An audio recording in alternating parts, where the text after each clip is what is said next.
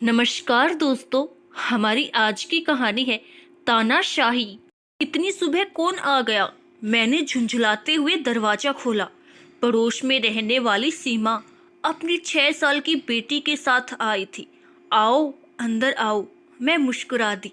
दरअसल आपसे एक काम था। मैं मायके जा रही हूँ 3 दिनों के लिए। मेरे हस्बैंड आते हैं 8 बजे और खाना बनाने वाली आएगी 6 बजे। आप प्लीज उसको चाबी दे दीजिएगा। वो खाना बनाकर चाबी आपको वापस दे जाएगी। एक सांस में इतना कुछ बोलकर उसने चाबी का गुच्छा मुझे थमा दिया। उसकी बेटी आंखें फाड़ फाड़ कर पिंजरे की ओर देख रही थी। मम्मा, देखो तो आंटी के यहाँ कितनी प्यारी बर्ड्स हैं, कितनी सारी हैं। सीमा ने लपक कर देखा। हाँ, इनकी आवाज तो आती है मेरी बालकनी में। वाकई बहुत सुंदर है। अच्छा भाभी जी, मैं चलती हूँ, बहुत पैकिंग करनी है। थैंक यू सो मच इस चाबी वाली मदद के लिए। आप तो समझती ही है ना कि मायके जाने का उत्साह धरा रह जाता है अगर पति के खाने का जुगाड़ ना हो पाए। आप कैसे मैनेज करती है जब आप मायके जाती हैं? उसने तो ऐसे ही पूछ लिया, लेकिन मैं घायल हो गई। मैं नकली मुस्कान लाते हुए कहा, मेरे पति संदीप तो मेरे साथ ही जाते हैं हमेशा। आज तक कभी अकेले नहीं गई। सीमा की आंखें फैल गई। वाह, कितने अच्छे हैं भाई साहब। तभी तो बिल्डिंग में सब आपकी जोड़ी को लैला मजनू की जोड़ी कहते हैं। वाकई आप दोनों हर जगह साथ जाते हैं। अब आप है ही इतनी खूबसूरत। सीमा तो चली गई, लेकिन मेरे मन की शांत सतह पर कंकड़ मार गई। हलचल मच गई, आंखें भीग गई। कहीं भी अकेली नहीं जा सकती हूँ मैं, ना बाजार, ना बेटे के स्कूल में, ना मायके। पति को सुंदरता को कैद करने का शौक है। पिंजरे में अनगिनत चिड़िया कैद हैं और घर में सुंदर पत्नी कैद है। सारी बहनें इकट्ठा होती है मायके 20-22 दिनों के लिए, लेकिन मैं 2-3 दिनों से ज्यादा नहीं, क्योंकि अकेले वहां रहने नहीं देंगे और इससे ज्यादा दिन ससुराल में संदीप रुकेंगे नहीं। आज सब याद आ रहा था। नई नई शादी हुई थी। मैं बाजार में सब्जी खरीद रही थी कि एकदम से इनकी आवाज सुनकर पलटी।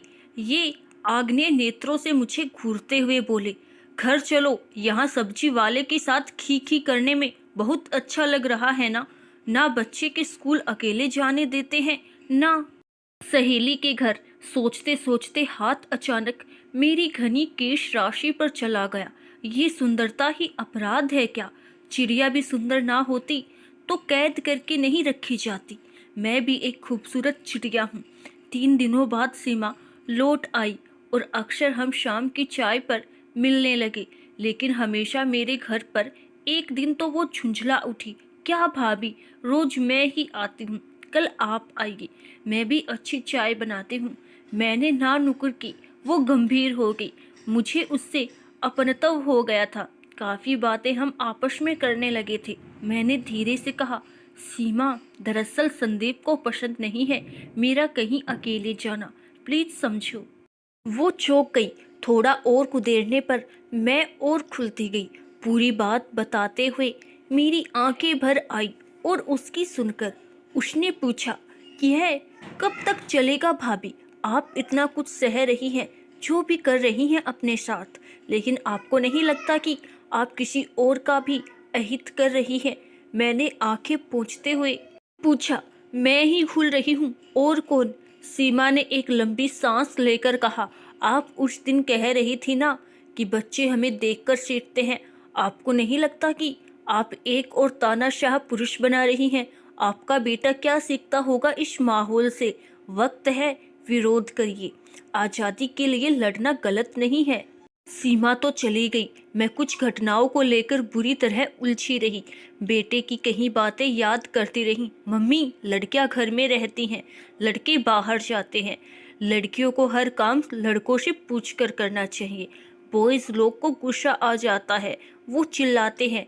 किस गर्त में ढकेल रही हूँ अपने बच्चे को? क्यों नहीं विरोध करती हूँ? बेटे के जीवन में आने वाली लड़की क्या मुझे माफ करेगी कभी? मैंने क्यों नहीं पूछा कभी संदीप से कि जब तुम्हारी बहन मायके में अकेली रह सकती है तो मैं क्यों नहीं कहाँ की सब्जी वाले से खी करने नहीं सब्जी खरीदने जाती हूँ बाजार। पता नहीं कब किस सम्मोहन की अवस्था में पिंजरे तक पहुंची, सारी चिड़िया कैद से उड़ा दी। बस एक बाकी थी, मैं खुद। अभी भी घड़ी देखी, इनके आने का वक्त हो रहा था। बेटे को तैयार होने को कहा, पर्स उठाया। बेटा हैरत से मुझे देख रहा था। मम्मी, पापा को तो आने दो, बस हम दोनों जाएंगे, आपको मार्केट का रास्ता पता है। मैंने मुस्कुराकर बेटे से कहा, रास्ते नहीं मिले तो ढूंढ लेंगे, मम्मी पर भरोसा रखो। मैं जब घर लौटूंगी क्या होगा देखा जाएगा। आखिरी चिड़िया भी उड़ चुकी थी। मैं मुस्कुरा रही थी। हाँ, मैं एक खूबसूरत चिड़िया हूँ, लेकिन उन्मुक्त। आशा करती हूँ दोस्तों आपको हमारी आज की कहानी जरूर पसंद आई होगी। धन्यवाद।